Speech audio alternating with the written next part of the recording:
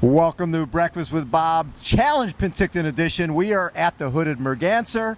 We're at the Canadian Multisport National Championships at beautiful Lake Okanagan. And this is the site of the 2017 ITU World Championships in 6 different events over 10 days.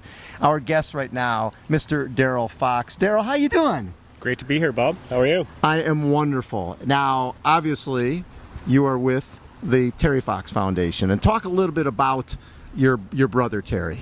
Sure. Well, I guess I'm lucky enough to say I am Terry's brother, and if I've been able to say that for all of my life, and had the incredible gift and opportunity to be a member of the Marathon of Hope in 1980 and spent 3 months witnessing a miracle, and the Marathon of Hope actually, and Terry running 42K every day on an artificial leg. What's amazing is we started Challenge Athletes Foundation back in '93. People don't quite understand. I mean, Terry was afflicted with cancer, I think, at 18. That's correct. And lost his leg above the knee. Correct. And decided, I'll just run across Canada. And the prosthetics back then, we're talking a step up from Captain Hook. I mean, we're talking, this is almost like a peg leg that he was running on. When he first mentioned to you that he wanted to do this, what were your thoughts? Well, I was a younger brother who idolized his older brother. How much older? 4 years older. Okay. So, I knew that Terry had something special and unique, and whenever he said he was going to attempt to do something, he always did it, and did it to the best of his ability. So, if he said he was going to run around the world, I would have believed him. Yeah. That's what he shared with all of us, his confidence and that ability to never give up, and we got behind him. We had no other choice. He was going to do it without our approval or consent anyway. So, no, it's kind of cool that here we are 36 years later, and we're still immersed in the Terry Fox story. It's an incredible legacy, and a whole generation is now growing up, learning, and carrying on the torch. A lot of new people who I saw the Steve Nash 30 for 30. It was beautiful. Talk a little bit about during those days that he was running. Were there points where you thought, I don't know if he's going to finish this thing? I would say no, but I spent 3 months with my jaw dropped, just I was exhausted. I was 18 at the time. I was getting up every morning at 4:30, spending most of the time in the van watching Terry run. And again, I was tired, fatigued from it all. Right. Yet he was running 42K every day. So he's really created a benchmark for me in my life in terms of realizing that anything is possible, and the only limitations we have are self-imposed. We can do anything. So Terry passed away in '81, just like, a year after his run? Yeah, less than a year. He had to abandon the run on September 1st, 1980, and June 28th, 1981, he passed away. And how far did he end up running? He ran for 143 days. He ran 3,339 miles, just over 5,300 kilometers. Wow. Average close to a marathon every day. And I think at that point, people didn't even know what the world record was for amputee marathon. He probably could have gone out and set that record on one of those days that he was running. And he did, actually. Did he really? The world record of that, he was setting it every day that he ran, actually. Again, because there weren't, and no one else was doing this. Yeah. And as you said, his leg was prehistoric by today's standards. He would run just like you and I if he had today's technology. Oh. So, it would take him 8 to 10 hours to run that 42K every day. But it was still effort, but there was nothing to compare to what Terry accomplished. But, he really appreciated being recognized as an athlete, because he saw himself as an athlete. Though, there's no one to compete against. Right. He was still athletic in his mind. Was a little Forrest Gump type of thing where every day, like at the beginning, I'm sure people were like, we'll see if he gets through day one. Then all of a sudden, every day he accomplished it, did more and more people come out and follow, and more media? Yeah, for sure. When we finally reached Ontario, that's when it became not a regional story, but a national story. Yeah. But in the early days, it was that regional support. It was that local community that was coming out, the people that were coming out and cheering him on, and realized, fairly soon after Terry started the Marathon of Hope, that this guy's for real. He's going to make it, and that's when things really started to take off. So was there a charity established when Terry first started this, or did that come after his death? It actually came after. Terry did run across the country for the Canadian Cancer Society in 1980, and he realized his dream. He wanted to raise $1 from every Canadian, and he raised $24 million. $24 million? Back in 1980, which was the population at that time, so he was pretty pumped and excited. But it was not until 1988 that we created the Terry Fox Foundation, because we saw the potential and growth And that very first year that we became independent, we doubled our revenue, and now we raise 25, 30 million every year. So what have you raised in total over the last, well, this is the 36th anniversary, but you started in 88, so you're heading towards your 30th anniversary in a few years. Yes, yeah. So we're north of $700 million. 700 million. 700. And when people apply for a grant, who are you supporting through Terry Fox Foundation? In 2008, we created the Terry Fox Research Institute. So Okay. the foundation raises the money. TFRI, Yes. acronym for Terry Fox Research Institute, loves to spend it. Right. And we receive grants from across the country. Terry believed he was a team player. Even though he was the only one running across the country in 1980, he felt that everyone had to be a part of the Marathon of Hope. He asked for $1 from every Canadian.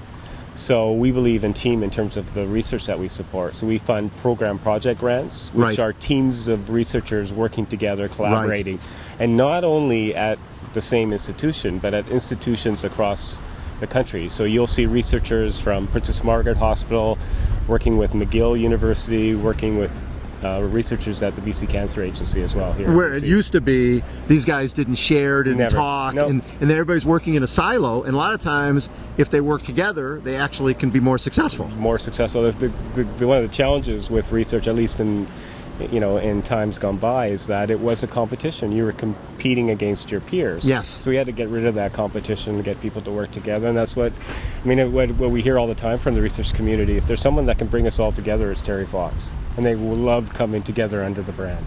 Was there one moment during that run across Canada that sticks out to you more than any other? So many, Bob. Yeah. I had an incredible gift. I was witnessing History. History. Yeah. It's like being there with Lewis and Clark across the U.S., or being there when when something's being discovered. Yeah. So I could go on probably for days telling Yeah. you about all the memories. What I really enjoyed most was just watching the nation embrace my brother. Yes. Like just sitting on the side of the road and see people of all demographics, Yes. all backgrounds coming up and being moved by what they were witnessing. That will Yeah. never fade from within me. It's always there. And in terms of people you have helped, because what's interesting to me about a lot of this, we think of it's cancer, and that's specific. Specifically, Terry had cancer and was trying to raise money for cancer. But the number of able-bodied folks who are empowered by, my back's a little sore, I don't want to work out, and then they read the Terry Fox story or they hear the Terry Fox story, they're like, what's my excuse? Yeah. You hear that a lot? I hear that quite a bit. I mean, with Steve King today Yes. announcing and making reference to the fact that I was in the event after the the award ceremony, I had Yes. people come up to me to share their Terry story, and I'm a sponge for that. I love listening to that and seeing how they themselves have inspired to set their goals high because of the Terry Fox story. That's cool. So you were here, Challenge Penticton, you did the duathlon today, finished third. Third in my age group. In your Yes. age group, yeah. Hey, listen, I'm an age group guy. Finished third in your age group. Yeah. That's awesome. And so now you are on the Canadian team for the World Championships in duathlon next year. That was the goal. That was the intent, and I've got a year to get ready. How fun is that? It's lots of fun at this age. Have you raced for Canada before? It was not a very good experience, but I was down in Atlanta in 2001, I believe, when they were hosting the Worlds, and it was just when I started to bike, and it wasn't a very good experience. So I'm keen to get back at it. So when on a daily basis, what do you do with the foundation? Well, I'm the senior advisor at the Okay. Terry Fox Research Institute. Okay. So I assist and provide guidance and direction to the president, Dr. Vic Ling, in terms of research direction. I'm also involved in a lot of what we call the Terry projects that still come to us Yes. very regularly in terms of books, stories. Right now, for example, we're working on a musical play. Can you imagine that? Really? A singing Terry. I love that. So, it's kind of fun, and it's new and different, and it's great to see that there's still an interest in people learning about Terry, and this is another way with the musical to reach a different audience potentially, and And what we hope will happen down the road is that this play will be picked up at the high school level. Yeah. And we'll see that in the future as well. Are you amazed at the impact of your brother 36 years after he ran across Canada? Yeah, I don't think we ever take it for granted. Because it's hard, because this is what happens sometimes. Sure. Over a period of time, people forget. But no, I think it's because we have Terry Foxers across the country. I mean, we're a volunteer-driven organization. Right. So we have people in every community across the country that keep this going, as well as we have over 8,000 schools across the country that host Wow. Terry Fox events. So, knowing that the next generation is learning and embracing the Terry Fox story is probably the reason why we're still relevant today. So if people want to help, where do they go to donate or to find out more information? terryfox.org is our website. You can find everything there about all the events across the country, of which there will be 800 on September 18th. Wait.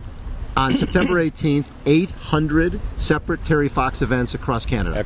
There's no excuse. There's one in your neck of the woods. Yeah, so you'll be able to find something. you'll be able to find something. And how long are those events? We go with the traditional 10K. Perfect. There's usually a 3 or 5K, a shorter distance Yeah. as well, and it's not a competition. No. So it's all about effort, and it's all about raising money for this cause. How many people will participate in these 800 events? We get close to between 150,000 and 200,000 that participate in only that event, not including the school events, Yes. of which there are millions actually that participate in the school runs. So it's a big number. How important is the education part of this? You mentioned schools. Do you do a lot of educations in the schools? Well, that's another part of the job description Yeah. for me. And I have an older, uglier brother, Fred. Oh, I've heard about Fred. He is way uglier. He's Hey, not Fred, here. way He's not- uglier. no. Yeah. And younger sister Judy. So Okay. part of our role is to share the story. So Yes. any opportunity we have to speak to a school or a community gathering, we're there. So it's an important part of what we do. I love it. Darrell, thank you so much for taking time. Congratulations on everything you've done with the Terry Fox Foundation, and congrats on making the Canadian team. All right. Thanks, Bob. All Pleasure. right. Great. Again, this is Challenge Penticton. We are at the Hooded Merganser. My name is Bob Babbitt. Hold on, everyone. We will be right back.